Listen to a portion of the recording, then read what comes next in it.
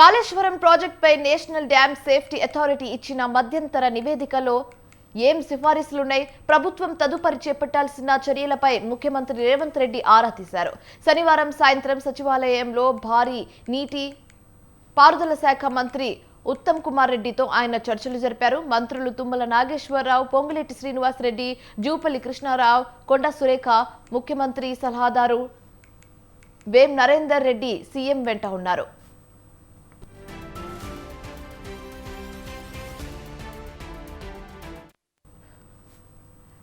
కాళేశ్వరం ప్రాజెక్టులో అత్యంత కీలకమైన మేడిగడ్డ కుంగిపోవటం, సుందిళ్ల బ్యారేజ్కి బుంగళ్లు పట్టడంతో తాత్కాలికంగా చేపట్టాల్సిన మరమ్మతులు, పునరుద్ధరణ చర్యలపై ఇటీవల ఎన్డీఎస్ఏ రాష్ట్ర ప్రభుత్వానికి మధ్యంతర నివేదిక ఇచ్చింది.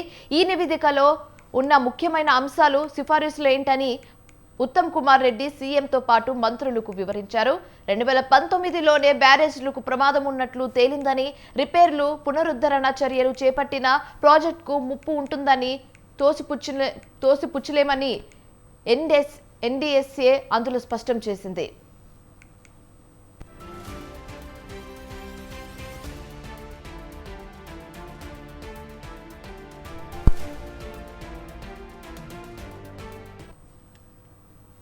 మరో నెల రోజుల్లో వర్షాకాలం ప్రారంభమవుతుందన్న ఈలోగా తీసుకోవాల్సిన చర్యలపైన మంత్రివర్గ సమావేశంలో చర్చించాల్సి ఉంటుందని సీఎం అన్నారు.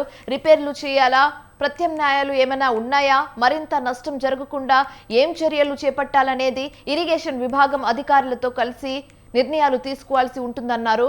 అయితే శనివారం నాటి కేబినెట్ భేటీ జరగకపోవడంతో ఈ కీలకమైన అంశాలపై చర్చించలేకపోయామని చెప్పారు. త్వరలోనే మేడిగడ్డ, సుందిళ్ల, అక్కడ పంప్ హౌస్ ను క్షేత్రస్థాయికి వెళ్లి పరిశీలించాల్సి ఉంటుందని ముఖ్యమంత్రి రేవంత్ రెడ్డి అన్నారు.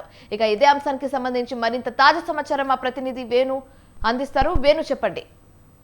కాళేశ్వరం ప్రాజెక్ట్ పై నేషనల్ డ్యామ్ సేఫ్టీ అథారిటీ ఇచ్చిన నివేదికలో ఉన్నటువంటి సిఫార్సుల పైన ఇటు మంత్రి, ఇరిగేషన్ శాఖ మంత్రి, ముఖ్యమంత్రి, అలాగే సహచార మంత్రులకు కూడా వివరించారు. దీనిపైన ప్రధానంగా నిన్న సాయంత్రం ఒక ఉన్నత స్థాయి సమీక్ష జరిగింది.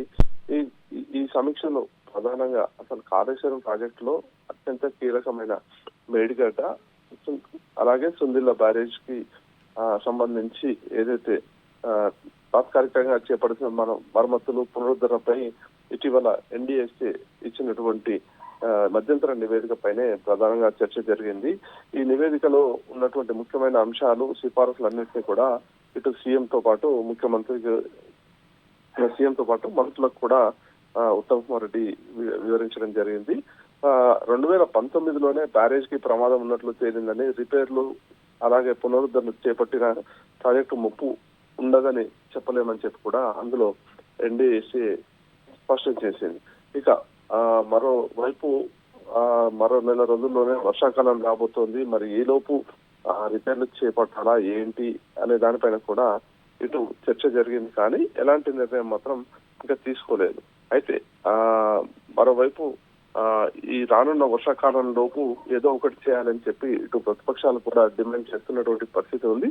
ఇక ఈ నేపథ్యంలో ఈ కేబినెట్ భేటీకి అనుమతి రాకపోవడం, కేబినెట్ భేటీ జరగకపోవడంతో కూడా దీనిపై చర్చించలేకపోయాం. త్వరలోనే ఈ మేడిగడ్డ, సుందిళ్ల, అక్కడ పంప్ హౌస్ లో క్షేత్రస్థాయికి వెళ్లి పరిశీలించి ఒక నిర్ణయం తీసుకుంటామని చెప్పి చెప్పడం జరిగింది. అయితే మరోవైపు ఏదైతే నిన్న జరగాల్సినటువంటి కేబినెట్ మీటింగ్ కూడా ఎన్నికల సంఘం అనుమతి ఇవ్వకపోవడంతో జరగలేదు.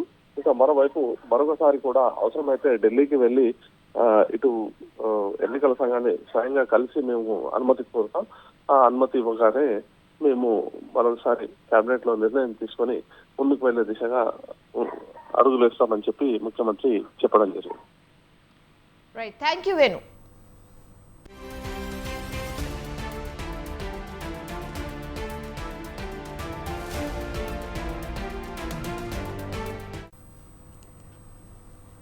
లోక్సభ ఎన్నికల్లో అత్యధిక ఎంపీ స్థానాలను బీజేపీ కైవసం చేసుకుంటున్నట్టు ధీమా వ్యక్తం చేశారు కేంద్ర మంత్రి, బీజేపీ తెలంగాణ అధ్యక్షుడు కిషన్ రెడ్డి.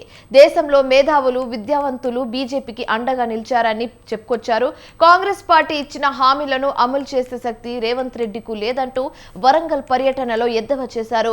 బీఆర్ఎస్ పార్టీలోని ఎమ్మెల్యేలు, ఎమ్మెల్సీలు అభద్రత భావంతో ఉన్నారన్న కిషన్ రెడ్డి ఎవ్వరూ పార్టీలో ఉండే పరిస్థితి లేదని వ్యాఖ్యానించారు. తెలంగాణలో కాంగ్రెస్ బీఆర్ఎస్ పార్టీలకు ప్రత్యామ్నాయం బీజేపీ అన్నారు. ఈరోజు కాంగ్రెస్ పార్టీ ఎమ్మెల్సీ గెలిచినా ఓడినా ఆయన ఎప్పుడు కూడా శాసన మండలిలో గొంతు వినిపించే అవకాశం ఉండదు. పాలక పార్టీకి జేజే వల్కడమే తప్ప ఏ అభ్యర్థి ఉన్నప్పటికీ కూడా ఏ ఎక్కడున్నా కూడా వారు ప్రజల పక్షాన గొంతు వినిపించరు. అదేవిధంగా ఈరోజు మరొక బీఆర్ఎస్ అభ్యర్థి ఈరోజు మనం చూస్తూ ఉన్నాం. 4 నెలల క్రితం గెలిచినటువంటి బీఆర్ఎస్ ఎమ్మెల్యేలే ఈరోజు కాంగ్రెస్ పార్టీ క్యూ కడతా ఉన్నారు. అందరూ కూడా ముఖ్యమంత్రి ఇంటికి వెళ్తూ ఉన్నారు, గాంధీ భవన్కి వెళ్తూ ఉన్నారు.